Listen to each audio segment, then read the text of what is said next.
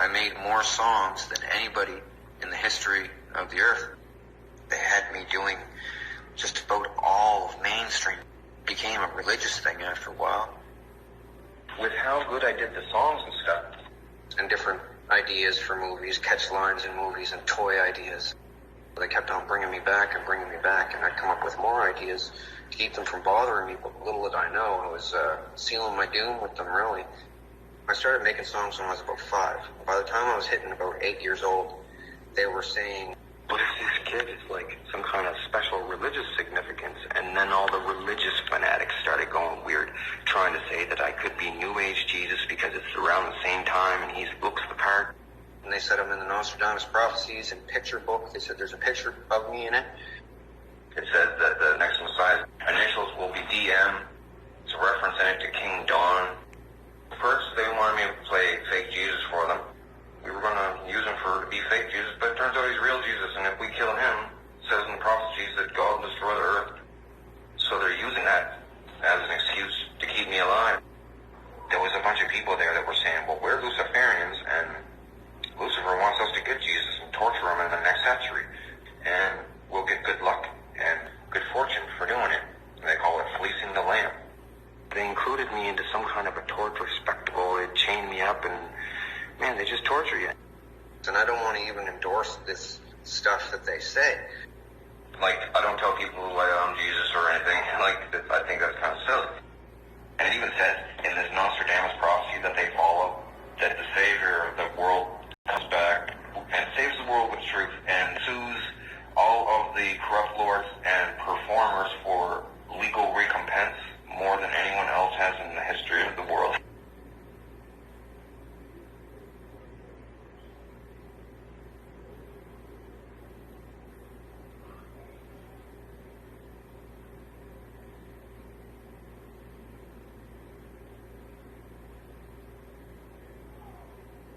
The heads of certain religions, they're kind of united in this thing, and they call themselves the Pharisees. The richest people in the world are the heads of religious sects. They've been getting donations for thousands of years. They've been getting the golden jewels for thousands of years. They're the richest people. Buy people's loyalty and ensure their loyalty with fear of man-made hell, death after death is close. They made a collage of a bunch of different prophecies, the Nostradamus prophecies, the Quatrains, the Revelations, and the Hopi Indian prophecies, Mayan and Aztec prophecies. And they mixed them all together and tried to make some kind of sense of it. These Pharisees, they make the prophecies happen in any way that they can to ensure that religion is still a viable business. They flooded New York using HAARP. They're making rivers go red. They just made that red cow get born, a red heifer cow. They're trying to put it out there in the public now because they don't know what to do. And they know if they take the first step, they might be killed. So they're using me to take the first step. They want it exposed so that the populace will force them to shut it down.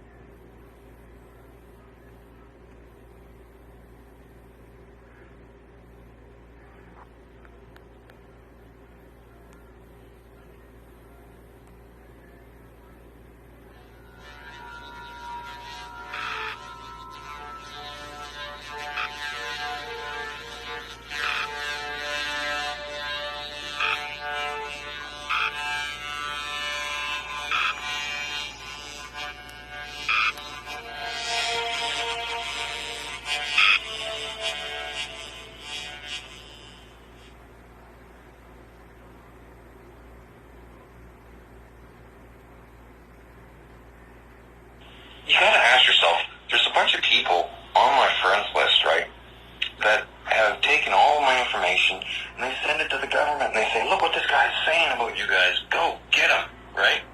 Government does not respond. Then, Justin Bieber, little scumbag, he says, somebody out there is saying I got them pregnant. I'm gonna quash this right now. Set the record straight, none of it is true. Do you know this woman? Her name is Mariah Leader. Have you ever met her? Never met the woman. I told everything about what Justin Bieber is doing out there as clones and stuff, and Motley Crue and all these other people, right? I write it out, and all these people on my wall some of them are fans of these bands. So they send it to them, and they say, look what this guy's saying about you. Slandering your name, let's go get him. They get blocked. They block their own fans and ignore it. Oh man, it's so funny. So then people come back, and they come back and like, oh, I'm sorry, I didn't believe you, man. I'm like, yeah, I know, I wouldn't believe me either. Just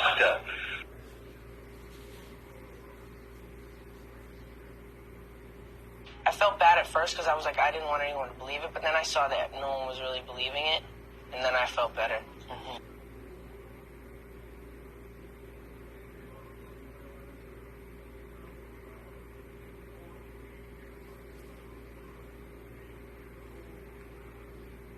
I'm on a Megadeth album cover, all cut up. It's a picture of a clone of me, all messed up with a skeleton coming out of my chest and Megadeth up at the top. It's not like an honor to be on that cover. They put me on there all cut up, like they slashed me all up as a clone, like I'm dead in the arena there. It's like a joke on me. I asked them to put me on the cover because I wanted it for the future, in case I could ever get unrepressed memory. Being the same from Megadeth, he actually stood up for me. He goes, when you send that letter out, send out a picture of that album cover and send out a picture of your own face. People look at that and they say, okay, now I gotta look into this.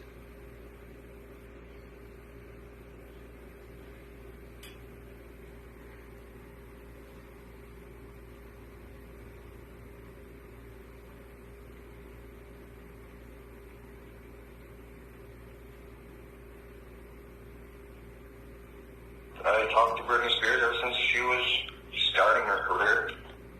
Actually, she was being brought there when she was in the Mickey Mouse Club. And, I helped her make her songs, Oops, Did It Again and everything. And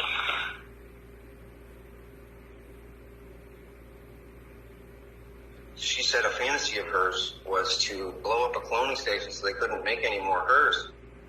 So for this video called Break the Ice, she made a Japanimation video of her breaking into a cloning station and breaking clone tubes. And they look just like that, 2 on 2, like one on top of each other. They have warehouses underground with them growing people.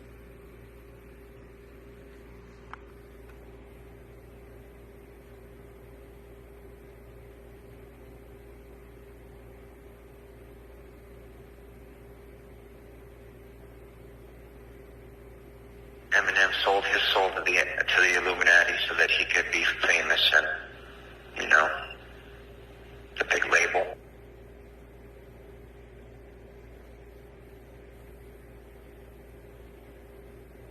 They had Eminem on a video there, and he was talking like he had just had a stroke. His slurred speech and everything. It was because, they did that intentionally as a joke. He needed to be recloned or go into his next clone. That's what they go like when they need a new clone. And they'll say that they went to rehab. They'll go in looking all messed up, and they'll come out like 2 months, 3 months later, and they'll look like more beefy and skin color a little different. And they're like, oh, he just ate well in rehab. No. You know what it is.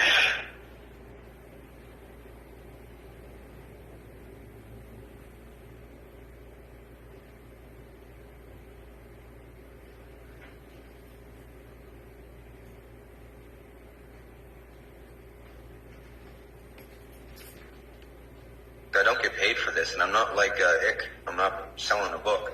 Like, Ick makes a dandy profit.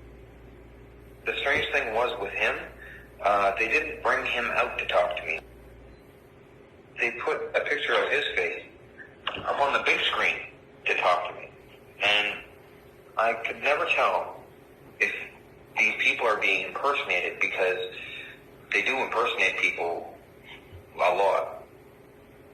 I'm not absolutely even positive that it is Ick that is there, because I only saw his face on a video screen talking to me. I don't know why it was on a video screen. That still puzzles me. But they said he's down with them and everything, and let's say I'm 99% sure, because that whole interview with him and Jesse Ventura where Jesse was getting all up in arms about him. It was all staged. They talked about how it was going to go at the Cloning Center, like how it's going to unfold and everything. The whole